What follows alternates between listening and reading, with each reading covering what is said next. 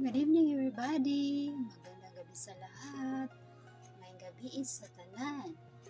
Hello, I'm Jocelyn Carano, stage 4 breast cancer warriors, and welcome to my channel. For this episode, akong i-share mo katong pagka-admit na ako sa ospital. Ito po niya itong October 13 this year. Na-admit man ko. Actually, nagsugod jud ang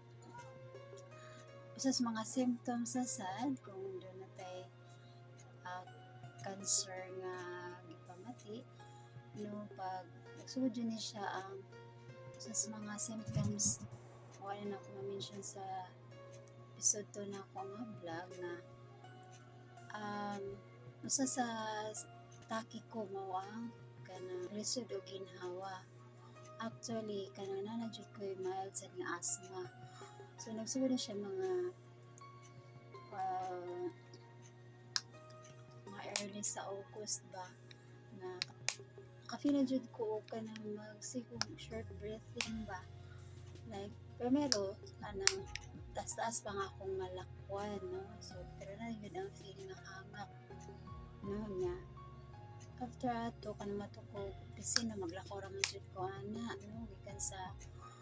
kasi kay mga 5 minutes ra man lakon so maglakaw ra jud ko. So normal ra gyud na akong lakon pero naka-observe ko nga mga pagayo ka 3 minutes nga lakaw na gyud ang karisod sa ginhawa, nag-abot ang ginhawa ba. So wala ra gyud na ako kay asa i-trigger sila akong asthma sa marami na akong mansa sa akong pagalingan. So hindi rin na pag taga ng buwan mga October lahi naman gyud no kay lahi naman yung normal nga breathing ba niya sa kalit lang nga bisag pila lang ka distansya hangak naman jud kayo maglisod jud og ginhawa ba niya yung pagsakalan sa hagdanan nga pila ra nagka-steps mao gyapon akong gipamati. So nagpa-consult na ko sa akong pulmonary doctor kung say hinungdan ba nga ni siya nga ka-feel naman ko maglisod og ginhawa. So mato nga kuan ko laboratory sa x-ray. So dito nga nakita nga nay something fluid sa akong lungs. So may ilan maguna sa atong x-ray kan sa kanito film kita man ito sa pulmo doctor dito na mga puti-puti. So na with letter dictation unsa nang naa sa imong lungs nga may mga puti-puti ba dili clear. So dito nga initial ni pulmo doctor na ako nga possible na ay fluid ang akong lungs. So mao tay possible nga hinungdan manong pila lang ka distansya hangakon ako. So mao to nga advice gyud sa akong doctor nga magpa-admit na lang no kay that time mao mag-set na ang schedule sa first chemotherapy pero mas nauna ang maong katong pagsighang o maglisod mo siya ginhawa niya lang sige magpakimotang mo na itong gipamati. So giuna gito siya gi-admit ko ato niya kay under ko over minor surgery kay para ma-drain to ang water or fluid nga nasa kong lungs. So, kinahanglan under ko minor surgery diin gitauran ko nila o kanang gitawag na pigtail insertion or sa layman sperm pa nato mas magkateter siya ba or siya something hose nga na itaod sa imuhang lungs no? So mato nga first time nga na-admit no for my kinabuhi katubang no first na admit ba nga dili ang na-admit kay tungod sa main illness na kung mga cancer kung dili usa sad to sa mga hinungdan no din kay dili man nga akong treatment protocol ba undan ka madawag chemotherapy so posible katong nasudlan na og water nga akong lungs usa sad to sa mga symptoms nga hinahina nag-spread ang cancer sa akong lawas ba so una niyang gi-atake mao ang lungs kaya aside ato after atong gitauran ako og pigtail insertion or catheter naka-drain din sila o ang mga doktor o initial nga fluid sa akong lungs naka-drain sila 1,400 ml or 1.4 liters na fluid. So, na kadaghan na ang fluid nga nisod sa akong lungs mo to nga grabe na gid ang ma-feel na ko ang hangak sa pila ra ka distansya sa lakaw na nag-abot ng ginhawa. So, naagya tong kuan minor surgery after ato di sa lalim no kay discomfort yun sa akong part kay in the normal nga natay nakatawid nga hose no niya sa siya bag din ato tanang i-drain nga water fluid sa imong lungs ato ma-surge sa maong gitawag nga bag so discomfort pila sa to ka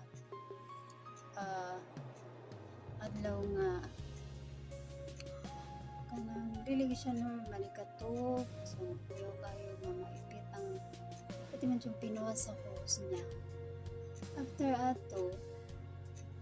October 13 to siya procedure minor surgery ito follow yun ang first chemo pag October 16 tapos ginuo ko nga ibatitan sa lawas nga nag-abot gikan sa minor surgery sa atong hose nga gitawag sa lungs follow dayon ang chemo kay overdue naman gid kay kunya makafeel na gid ko sa ang cancer sa akong body nagkuha na gid siguro ba nagparte man gulong grabe na ang kangulong gikan natin sa akong breast sa cancer sa October 16 so pila lang kaadlaw gikan sa minor surgery sa pag-insert ko sa akong lungs follow dahil ang first chemotherapy so yun na during that time grabe ang discomfort yung pamati nag-abot ang kasakit ang kangulungon sa epekto sa first chemotherapy ako na niya sa maglaing video ang mga first time sa first chemotherapy so grabe gibati na ako nga first experience sa maong tulo ka chemo drugs nga gi-infuse akong body sa reaction ini so kana lang sa ang akong i-share nga na-admit ko so tungod kay gitauran ko i-under ko minor surgery diin gitauran akong lungs so hose na mo itong sa mga fluid nga nakasud na sa akong lungs 1.4 liters ang initial drain niya that time na na-admit ko so mana asahay ang nga treatment sa cancer so good siya sa akong part is ang klase sa cancer na ako is nakaspread naman siya sa akong lawas na tawag invasive breast cancer kay ngayon naman siya express sa akong body so possible ka itong pagka nanasudlan ng akong lungs o fluid sama to sa signs nga medyo grabe na gud ang epekto sa cancer sa akong body initially ang lungs gid ang una niyang giiko pasalamat salamat lang ko sa Ginoo sa maong minor operation kay nakatabang ito siya kay naghinay naman sa balik ang normal na ko nga breathing after ato sa discomforted kada adlaw kay nasa imong yoyo no na-host nga nakataw pero sarang sa Ginoo nga nagiyahan na sa ang mga doktor sa pag-perform sa mga procedure na salamat sa Ginoo nga